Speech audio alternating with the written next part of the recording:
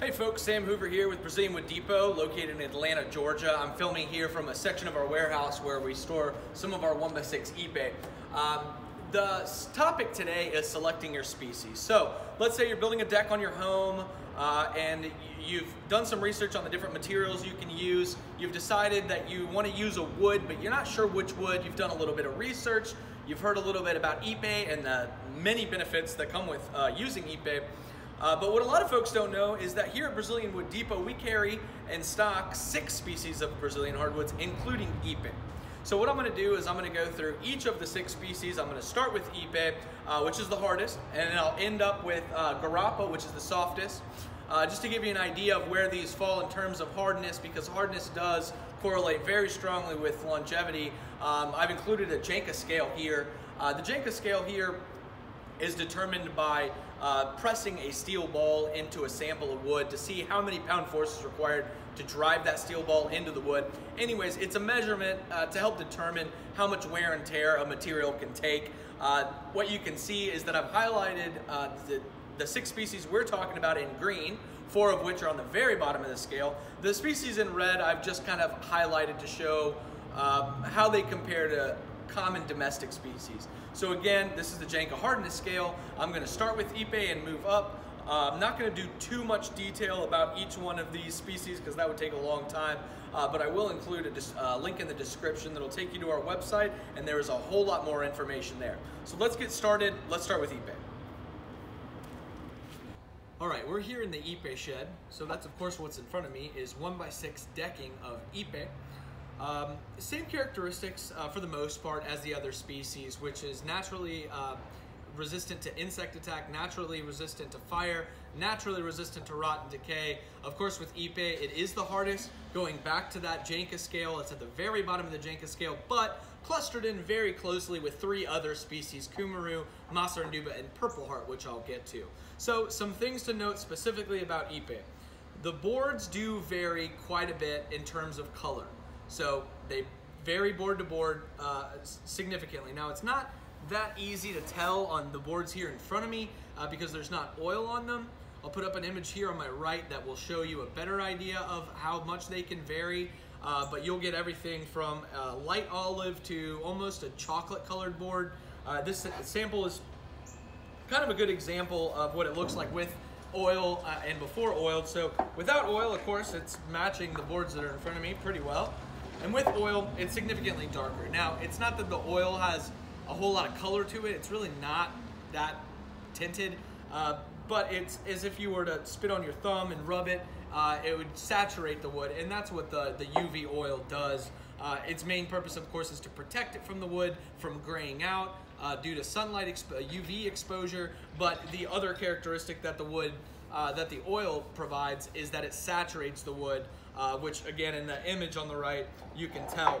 So things to note about Ipe, very, very, very hard. A lot of people compare it to concrete in its hardness, and like concrete, it does sink, it doesn't float on water. Another thing to note, you will find that Ipe tends to have grain patterns and maybe some black, dark brown striping. Out of the 6 boards here, only really 1 has it a lot. This one has a little bit, and that's about how often you'll see it. 1 out of every 6 boards will have significant black striping, and the black striping, it adds character. And the reason I bring it up is because we want you to know exactly what you're getting into with Ipe.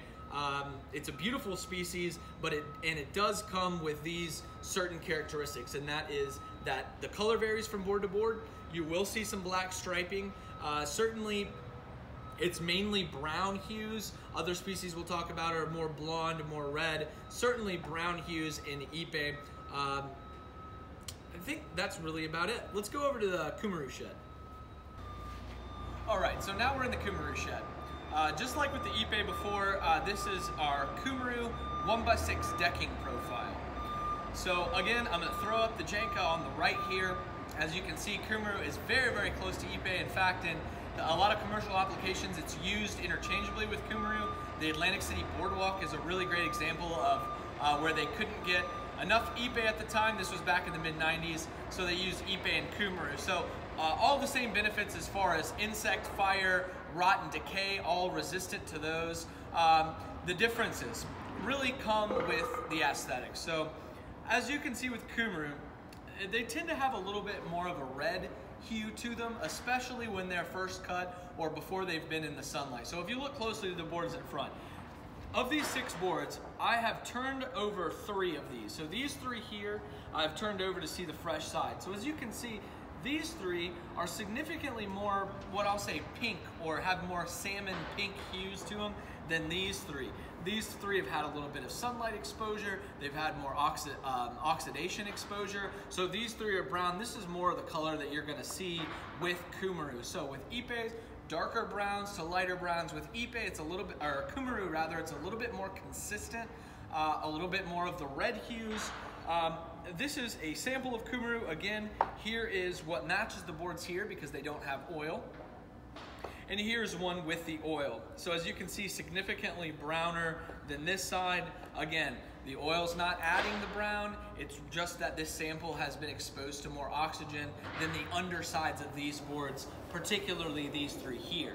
So it's more saturated. Another thing that you'll notice with Cumaru, I'll throw a picture up here on my right, is that you're not gonna see those dark brown and black stripes that I mentioned in the previous video, but what you will see are small, what I like to call hairline striations. So striations is just a fancy word for line, and if you look really closely at these grains, you can see they have these tiny little lines, which in my opinion makes Cumaru a really, really pretty species, and it certainly differentiates it from Ippe. So just to give you an example, here's one board there. We got trucks behind. There's one board there. You can see it's even got some blonde. This one, of course, did not have much sunlight or oxidation exposure. And then here's one that has had some of that exposure, and it's significantly more brown. So that's about it with Cumaru. Again, similar hardness to Ippe, all the same benefits, just a little bit of a different look. Let's head over now to Massaranduba. All right, so we're obviously not in the Massaranduba shed. Where we store the Massaranduba, there is just not a whole lot of light, so it's kind of hard to see things. So instead, I'm going to use our displays out here on our dock at the warehouse. We're focusing on these 2 boards here alone. These are other species, so just focus on these 2 boards. So things to note about Massaranduba, we're still above 3,000 on the Janka hardness scale. Again, I'll pop that up over there. So extremely hard, anything above 3,000 is still incredibly hard. What you'll notice is that it tends to have a little bit of a brick color, certainly quite a bit of reds before it's exposed to UV and oxygen. I've got a sample of it here where you can tell from my sample that even my sample is a little bit more red than the boards that have been exposed out here for a longer period of time. Another thing you'll note with Massaranduba is that the grains are much tighter. So with Cumaru, you saw those hairline striations. With Ippe, you saw some striping and some curves in the grain. With Massaranduba, you typically don't see a whole lot of that. Also, it's fairly consistent from board to board. So you're not gonna have too much of that. What you will see sometimes is as boards as plum, especially when you put on the oil, you'll get some plum boards and some brick colored boards. Those red hues will brown out over time with sunlight, even with the UV. So you'll end up not with red boards, but with brown boards. Again, not as much striping as Ippe, certainly not those small lines with Cumaru. Still very hard and still the same benefits when we're talking about insects, rot and decay, and fire. So that's Massaranduba. The next one we're going to is Purpleheart. So let's go to the Purpleheart shed. All right, so we are now in the Purpleheart shed where we keep our Purpleheart. This is now the 4th species, and it is the last of the species in that category of extremely hard. So back to the Janka scale, we're now looking at a 2,500 or 2520 if I'm not mistaken for Janka hardness, which is about 2.5 that of oak. Again, the same general characteristics as the other species, which is naturally resistant to insect attack, fire spread, rot and decay. By now you know the drill. Although Purpleheart is for whatever reason known as is extremely resistant to insects. Apparently the insects here in the United States just really hate this stuff. They won't even touch it. But anyways, Obviously named for its characteristic purple and pink hues. Those hues do go away with over time. Here's an image of an install job where the guys were stopped about 10 days into the install by an inspector. The inspector came by, asked for permits, they didn't have them, so they had to leave the job site. They came back 10 days later to finish the job. On that day, the 10th day, when they came back to install the additional boards, they snapped a picture. So the brown ones that you see had been sitting there uncovered in the sunlight for 10 days. The pink ones were just installed the day the picture was taken. So that tells you that within 10 days, you're almost not seeing any more pink at all. So the pink fades into brown very, very quickly. And then a matter of probably days to a couple weeks later, these brown and pink boards will match each other exactly. So all the same characteristics. We're at a 25-20, so 2.5 that times of oak, very, very hard, especially insect resistant. And yes, the pinks and the purples turn into brown with sunlight exposure and oxidation. Here's my example of Purpleheart. Of course, like as usual, I've got oil on one side and then nothing on the other. Not a whole lot of difference there, just again, a little bit more saturated on the top. Without the oil on this side, just like with the other species, they will turn silver, they'll turn gray. Purpleheart does tend to be a little bit more consistent than Ipe, probably similar to that of Cumaru in its consistency.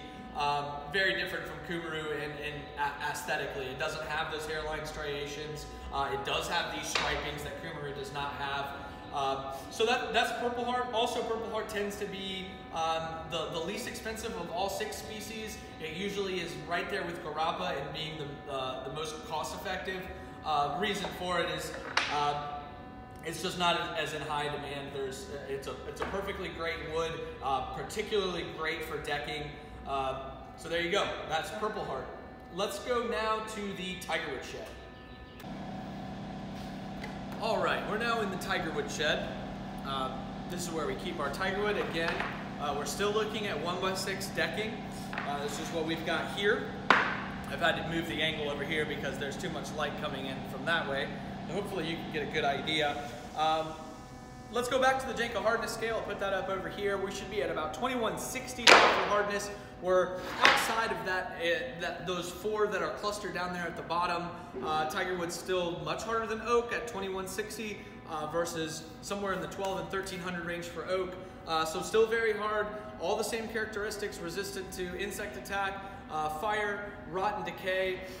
There are a couple things to note about Tigerwood. Of course, it's named for its characteristic tiger-like brown stripes on a blonde background. But what happens with Tigerwood over time is you can see some of these boards, some of them, not all of them have stripes by the way, which should be obvious at this point. I'll also put up an image of Tigerwood on the left that gives you a better idea if the lighting here isn't quite right. This blondness turns to a deeper brown, almost an orange color to it over time. Tigerwood is not to be used in places where you got all-day sun exposure, because what happens is the blonde in the light wheat part of the board turns very dark, dark gray, dark brown, so dark that you cannot see these stripes on top of it anymore. You lose all the stripes, it just becomes a brown board. When most folks are buying Tigerwood, they're specifically buying it because they like the tiger striping, they like that character, and so if you're going to lose the character, it really doesn't make sense to buy Tigerwood. So Tigerwood is great for siding, it's great for decking, it's great for porch decking. All of those applications, just as long as they're not getting all-day sunlight. A good example would be on a dock on a lake. Lake docks get all-day sunlight if they're not covered. So let's assume it wasn't covered. It wouldn't be a good application for that. So this does require a little bit of shade, or a significant amount of shade, because all-day sunlight, it won't affect the structural integrity of the wood, but it will change the color so much so that, again, you will lose this nice tiger striping, and that's what people are going for when they're buying Tigerwood. So there's Tigerwood, very hard, all the same benefits. Don't use it on situations where it's going to get all-day sunlight, or you will lose that tiger striping. One of my favorite species because of the character, just that one thing to keep in mind. So moving on to our final species, Garapa. All right, so we're back out here at the loading dock to show you Garapa. Just like Massaranduba, it's stored, in fact, it's stored right next to the Massaranduba, and there's not a whole lot of light there. So I'm going to use these samples we have out here on our dock. So the last species, Garapa, let's go back to the Janka hardness scale. It is the least hard of the species, still harder than almost all of the commercially available domestic species that one might consider. I think that Garapa is somewhere in 1600. What you'll notice immediately about Garapa, and it's not so apparent here, maybe because of lighting, but it is the blonde of the species. It's got a very blonde color to it. It might be more apparent in my sample here. I'll also tack up an image to my left, your right, that'll show you how consistent it is. Garapa is an extremely consistent species. Not much striping, not much color differentiation whatsoever. The boards tend to go from very blonde to a little bit darker over time. We got a large truck coming in, so I apologize about that. But again, a great species. It will also turn silver if you're not using your UV oil, and that's what some people are going for with Garapa. They want it to turn that silvery gray color to make it look like it's reused or look like it's repurposed. And that's fine, it's a matter of preference. I personally really like the blonde look to it. Nothing really else to note, although, again, harder than other species, not hard as some of the first four we talked about, but very blonde. So that's Garapa. So hopefully this video has helped you get a step closer to determining what material you're going to use on your deck. We went over 6 species. All 6 species we carry here at Brazilian Wood Depot, located in Atlanta. We ship anywhere in the country. So if you have a quote, email us at info@bwdepot.com. Go to our website. More information about all the species there. I'll put a link in the description. I'll put more videos. The next one's probably going to be about different fastening systems and how to choose the fastening system that's right for you. So please subscribe, like, share the content. And stay tuned. We'll be back next week with another video.